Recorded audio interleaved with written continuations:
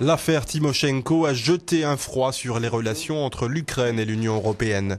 L'état de santé de l'ex-premier ministre inquiète et les Occidentaux craignent que les poursuites judiciaires visent à se débarrasser de l'opposante politique. Le correspondant d'Euronews en Ukraine a rencontré le Premier ministre Mykola Azarov. Monsieur le Premier ministre, bienvenue sur Euronews. Il y a beaucoup de préoccupations dans l'Union européenne, notamment parmi les dirigeants de l'Union, sur l'état de droit en Ukraine. La chancelière allemande Angela Merkel a comparé l'Ukraine à une dictature. Elle a comparé l'Ukraine à la Biélorussie. Qu'en pensez-vous ? Quelques jours en Ukraine, peut-être plus, sont certainement suffisants à n'importe qui pour voir qu'il n'y a pas de dictature en Ukraine, pas plus que de répression politique. Les partis politiques démocratiques existent en Ukraine. Certains sont représentés au Parlement et d'autres non. La liberté d'expression est totale. Je pense que la remarque de Mme Merkel est politiquement incorrecte. Cela n'aide pas à renforcer les relations bilatérales entre l'Allemagne et l'Ukraine, voire même entre l'Ukraine et l'Union européenne.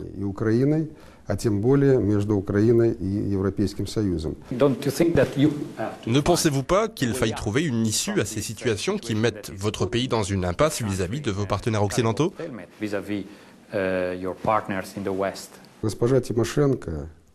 Madame Tymoshenko n'a pas été condamnée pour ses convictions politiques. Elle a été condamnée pour avoir falsifié un document officiel appelé « Directive du gouvernement ukrainien ». En utilisant ces documents, elle a forcé ses collaborateurs à signer des contrats gaziers avec la Russie totalement défavorables. Maintenant, notre pays doit payer le double pour ses achats de gaz si on compare les prix aux prix européens moyens.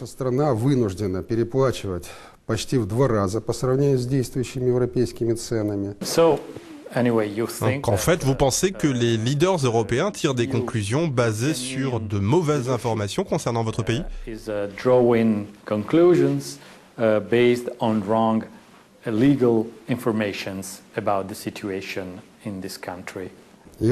J'ai posé une question simple sur ces agissements. Était-ce une décision politique ou un crime ?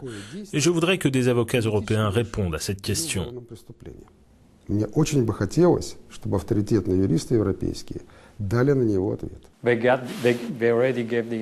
ont déjà donné leur réponse. Ils disent que le jugement est politique. Ils disent que le gouvernement ukrainien, le pouvoir ukrainien actuel, veut se débarrasser d'une opposante gênante, Yulia Tymoshenko.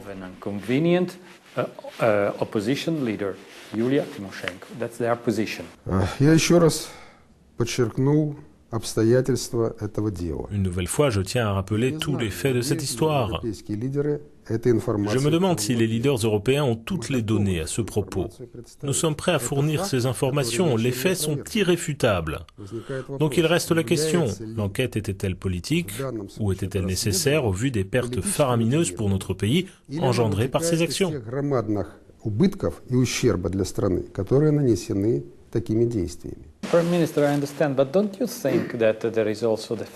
Monsieur le Premier ministre, je comprends, mais ne pensez-vous pas qu'il y a un manque de confiance dans le système judiciaire ukrainien à l'étranger, comme dans votre pays ?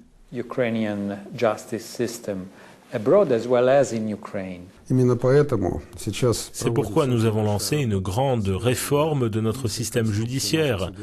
Un nouveau code de procédure criminelle va bientôt entrer en vigueur, ce qui aura pour effet de renforcer le droit des citoyens. C'est pourquoi nous combattons si durement la corruption. L'échelle de ce combat est bien plus large que, disons, il y a 2 ans. C'est vraiment un énorme combat contre la corruption.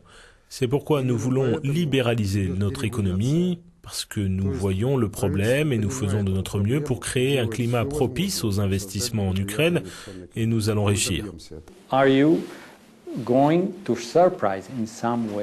Allez-vous surprendre le reste de l'Europe en laissant Yulia Tymoshenko aller soigner ses problèmes de santé à l'étranger ?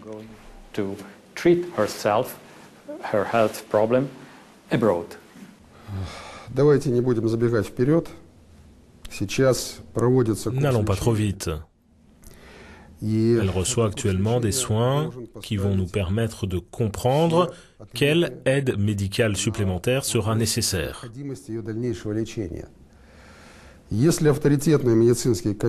Après, si les autorités médicales compétentes concluent que le traitement adéquat ne peut lui être donné en Ukraine, mais peut lui être donné quelque part en dehors d'Ukraine, alors et seulement alors nous pourrions envisager cette possibilité fondée, je tiens à le souligner, sur des raisons totalement humanitaires.